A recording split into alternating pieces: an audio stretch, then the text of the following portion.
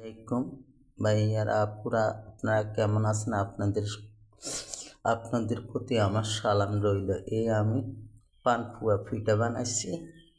আজকে নাস্তা বানাইতে গেছিলাম পুয়ের পিঠা, কিন্তু বানাইনি।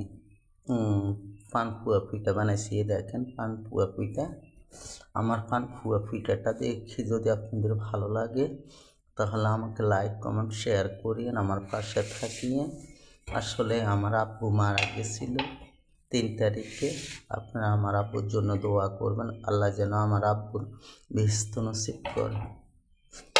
এই দেখেন আমি ভাত রান্না করছি, ভাত রান্না করছি, ভাতের মা গাইছি। আম্মু অনেক অসুস্থ, আম্মু অনেক কান্নাকাটি করে। কফি বানাইছি। এই দেখেন আমাদের কাঁঠাল, আমাদের গাছের কাঁঠাল নামাইছি।